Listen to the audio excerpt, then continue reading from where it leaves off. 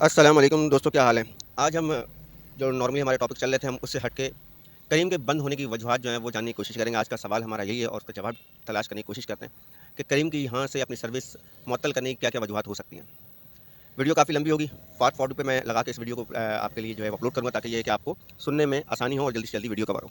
बहुत सारी चीज़ें आप लोगों को पहले से पता होंगी और कुछ चीज़ें जो आपको नहीं पता, वो आपके लिए नई होंगी और उम्मीद है कि एक अच्छी वीडियो बनेगी। तो स्टार्ट लेते हैं शुरू से। जो पुराने ड्राइवर हैं उनको तो पता है कि करीम के अंदर स्टार्टिंग में बहुत सर्विस दी गई। ड्राइवर के एंड से ड्राइवर को लाने के लिए जो जिस हद तक मुमकिन हो सका करीम ने लाने की कोशिश की थी। जिसमें स्टार्टिंग में आपको घर बैठे-बैठे राइड करें ना करें, आपको जो है वो होम अर्निंग वाला ऑप्शन दिया था।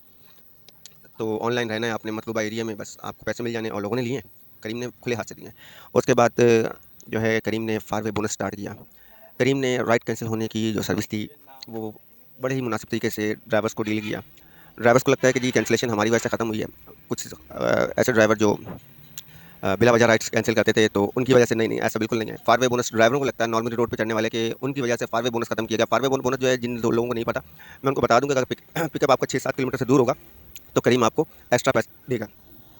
तो नॉर्मल ड्राइवर जो रोड पे चलने वाले हैं, वो इसमें 2 नंबरियाँ करते थे, लेकिन वो उस लेवल की नहीं करते थे कि जो हैकर करते थे। मैं हैकर कहूँ उनको या चीटर कहूँ, इनमें सारे पैरे पिंडी के लड़के, लाहौर के लड़के, जो घर बैठे-बैठे फेक प्रोफाइल बना के फेक जीपीएस पे ये काम किया करते थे। नॉर्मली मोबाइल से ये सब चीज़ें पॉसिबल नहीं है, इसके लिए मोबाइल को काफ़ी बनाना पड़ता है, सॉफ्टवेयर करने पड़ते हैं, उसके बाद मोबाइल इस काबिल होता था।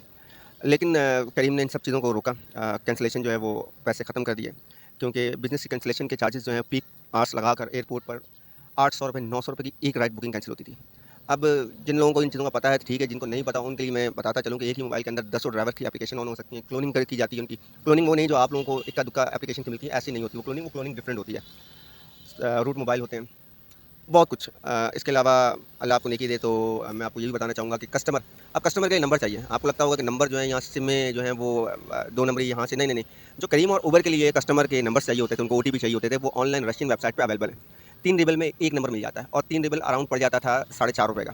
ठीक है? तो वहाँ से नंबर परचेज़ किए जाते थे। एक ही मोबाइल के अंदर 100-100 200 कस्टमर होते थे। अगर एक कस्टमर को कैंसलेशन चार्जेस पड़ भी जाते थे, तो करीम उबर की तरफ से यह ऑप्शन दिया जाता था कस्टमर को कि 3 राइड्स आपकी पेनल्टी चार्ज होगी, उसके बाद जो है वो आपकी आईडी ब्लॉक होगी जब तक आप पैसे नहीं निकलवाओगे।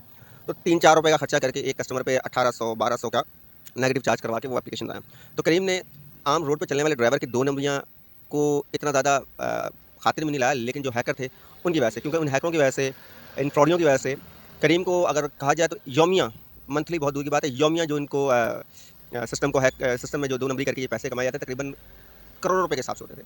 2 crore, 1 crore per day in 2 नंबरियों में करीम की जेब से जाते थे। खैर करीम ने इन सब चीज़ों में काफ़ी कंट्रोल हासिल किया। अपनी सिस्टम को अब दिन ब दिन अपडेट किया। दुःख हुआ कल जब करीम ने अपने सर्विस ऑपरेशन यहाँ बंद कर दिया, और एक उस वक्त बंद किया है जब इन्होंने तमाम फ्रॉड पे इन्होंने लगाम डाल ली थी। इसमें कार्ड फ्रॉड तो अभी रिसेंट कुछ अर्सा पहले ही बंद हुआ है, वो आप सब वाकिफ़ हो गए, क्योंकि उस फ्रॉड के अंदर ना कि हैकर्स अपनी ही प्रोफाइल आईडीज़ वगैरह इस्तेमाल करके अर्निंग करते थे, और रोड पे चलने वाले जेन्युइन ड्राइवर्स को भी ऑफ़र किया करते थे कि आप अपना नेगेटिव कार्ड राइट से ख़त्म करें, या हमें दे दें, हम आपकी आईडी चला के आपका नेगेटिव ख़त्म कर देंगे। तो ये सब चीज़ें करीम ने कंट्रोल की हैं। एक्स्ट्रा आईडीज़ जो हैं वो बनना ख़त्म कर दी थी। जब तक ऑफिस नहीं जाएँगे, आपकी आईडी प्रोफाइल क्रिएट नहीं होगी।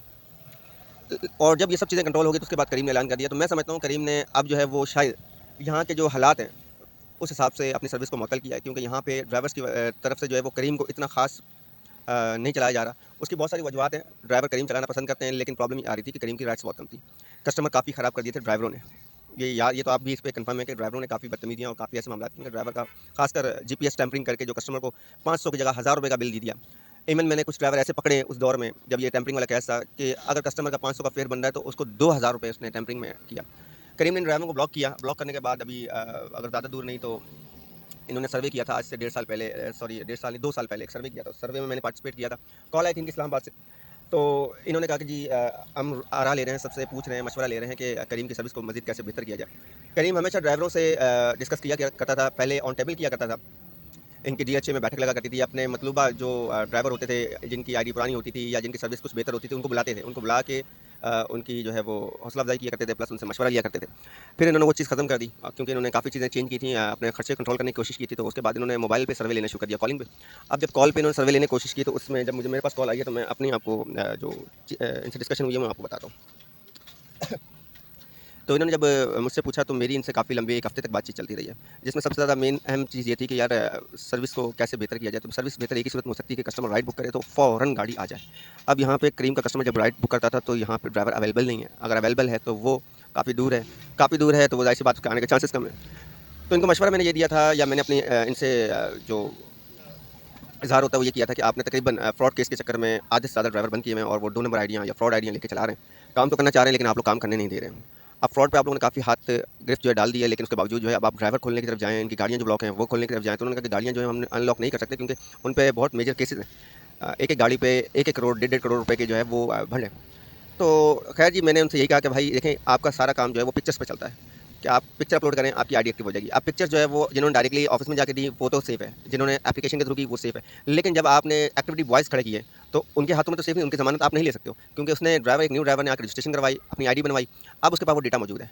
अब वो उसके डेटा में से खासकर गाड़ी किसी दूसरी, तीसरी, चौथी फ्रॉड आईडियों में दसों दफ़ा इस्तेमाल करता है और जब आपको गाड़ी लगता है कि ये फ्रॉड केस है तो आप ब्लॉक कर देते हैं। उसमें एक जगह पर एक बंदे की जेन्युइन गाड़ी होती है, वो जेन्युइन काम कर रहा होता है, आप उसको नोट नहीं करते।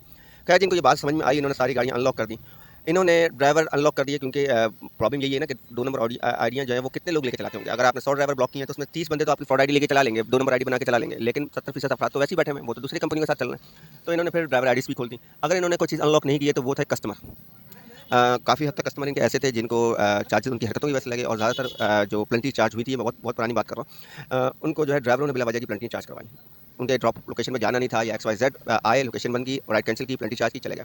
लेकिन कस्टमर इन्होंने अनलॉक नहीं किया, बाकी सर्विस को बेहतर करने के लिए ड्राइवरों के लिए काफ़ी सपोर्ट की। मैं करीम की हमेशा हिमायत की है मैंने शुरू से आज तक, और मैंने करीम में बहुत अच्छा टाइम गुजारा है। बहुत अच्छा, अल्हम्दुलिल्लाह करीम से बहुत अच्छा कमाया है मैंने। तो अब करीम का जाना समझ में नहीं आता, लेकिन उनके अपने फ़ैसले। सबसे ज़्यादा जो अहम बात है वो यही है कि इस टाइम जो रेट चल रहे हैं, करीम इस चीज़ को बखूबी जानता है कि जो ड्राइवर की नीड है उस हिसाब से किराया जो है वो एडजस्ट नहीं हो रहा है। मैं इसको सबसे बड़ी रीज़न समझता हूँ क्योंकि करीम ने हमेशा वक्त आने पे ड्राइवरों की सुनी है और उस हिसाब से किराया भी बढ़ाया। लेकिन अब जो नई कंपनियाँ हैं वो इन चीज़ों को ख़ास ख़ातिर में नहीं लाती हैं। उम्मीद है कि इस वीडियो में आपको कुछ अच्छी चीज़ें और कुछ जो नई चीज़ें आपको पता चली होंगी। लेकिन अगर कोई कमी रह गई है या इस वीडियो को और आप, क्योंकि मैं शॉर्ट करना चाह रहा हूँ, वीडियो को ज़्यादा लंबा नहीं करना चाह रहा। अगर आपको इस सारी मालूमात में दिलचस्पी है, अगर आप इस हवाले से और कुछ जानना चाहते हैं कि फ़्रॉड किस टाइप के थे या उनके लिए करीम ने कैसे रिएक्शन दिखाए, कुछ फ़्रॉड मैंने आपको बता दिए, कुछ वीडियो को शॉर्ट करने की वजह से नहीं बता पा रहा। तो मिलते हैं नेक्स्ट वीडियो में। अल्लाह हाफ़िज़।